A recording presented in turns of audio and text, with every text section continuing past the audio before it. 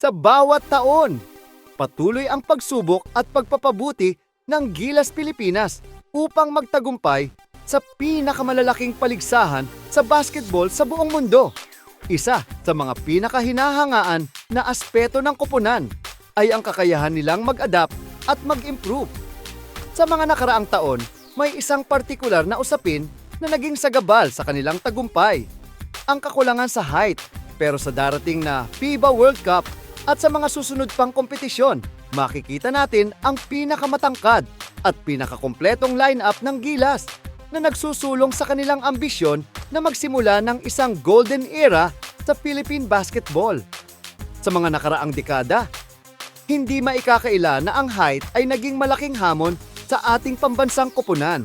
Ang mga kalabang bansa tulad ng Estados Unidos, mga European teams at mga African nations ay mayroong mga manlalarong NBA caliber at matangkad na big men. Laban sa mga ganitong koponan, mahirap makipagsabayan, lalo na tayo bilang isang Asyano at Pilipino ay hindi kinikilala sa malalaking height sa mundo ng basketball. Ngunit sa mga susunod na taon, magiging ibang-iba na ang laban ng Gilas. Isang malaking hakbang ang ginawa ng Gilas Pilipinas nang unti-unting punan ang kanilang kakulangan sa height.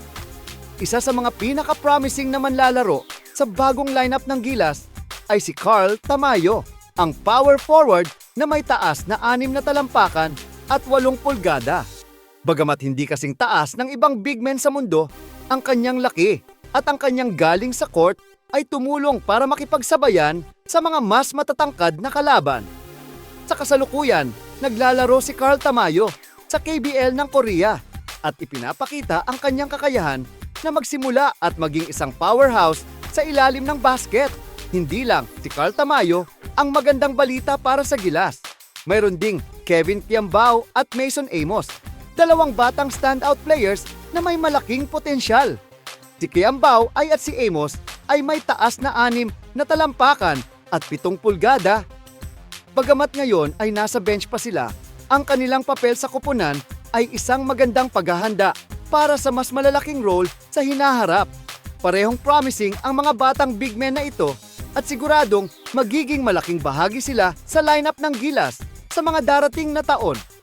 Isa pang player na nagiging matibay na pader para sa Gilas ay si AJ Edu, ang 6 na talampakan at 10 pulgada na big man na may pambihirang defensive ability. Si AJ ang isa sa mga pinaka-reliable na depensa sa ilalim at siya ang nagiging susi upang pigilan ang mga malalakas na big men ng mga kalaban. Hindi lang sa depensa, kundi pati na rin sa rebound. Si AJ Edu ay isang malaking asset sa Gilas. Ang kanyang presence sa court ay tumutulong upang mas mapaganda ang overall performance ng koponan, lalo na sa mga crucial moments ng laro. Pagdating sa darating na 2027 FIBA World Cup, may malaking posibilidad na makikita rin ang isang bagong karagdagan sa lineup ng Gilas, si Quinton Laura Brown. Isang 6 na talampakan at 10 pulgada na modernong big man na may kakayahan sa opensa at depensa. Si Brown ay isang piraso na maaaring magbigay ng malaking tulong sa ating pambansang koponan. Sa kanyang performance sa UAP, kung saan siya ay naging malaking bahagi ng pagkapanalo ng UP Fighting Maroons, ipinakita ni Brown ang kanyang versatility sa court. Kung matutuloy ang kanyang pagkuha ng Philippine passport, isa siya sa mga magiging key players ng Gilas sa mga darating na taon.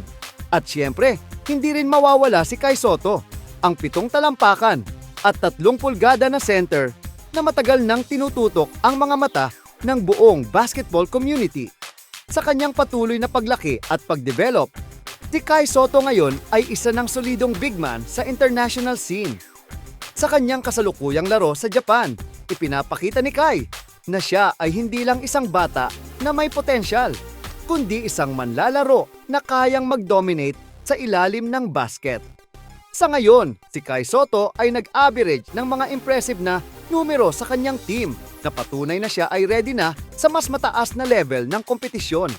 Isa sa mga veteranong manlalaro na tiyak na magiging mahalaga pa rin sa lineup ng Gilas ay si Junmar Fajardo, ang 6 na talampakan at 10 pulgada na center na walang duda ay isa sa mga pinakamalaking pangalan sa Philippine basketball.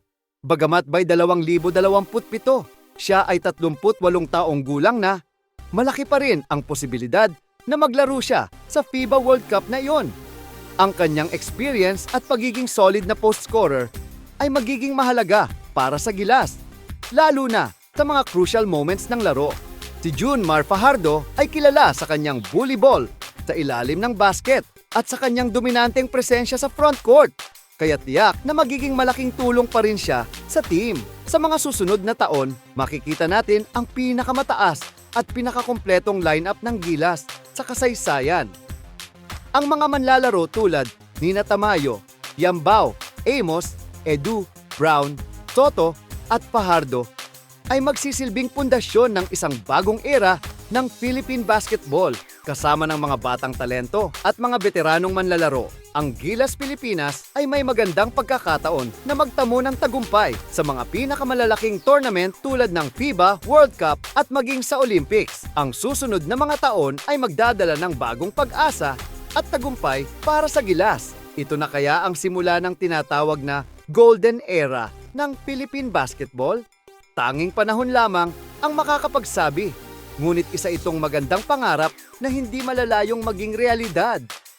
Ang mga batang manlalaro at mga veteranong kagaya ni Junmar Fajardo ay magbibigay ng isang solidong pundasyon upang makamit ang tagumpay sa mga darating na international basketball tournaments. Sa pagbuo ng mga player na may tamang height, talento at disiplina, ang Gilas Pilipinas ay hindi na malayo sa pagkakaroon ng isang koponan na kayang makipagsabayan at makipaglaban sa mga pinakamalalaking basketball nations sa buong mundo. Sa hinaharap, maaari nating masaksihan ang mga historical na tagumpay na magbibigay ng bagong pag-asa at inspirasyon sa mga susunod pang henerasyon ng mga basketball players sa Pilipinas.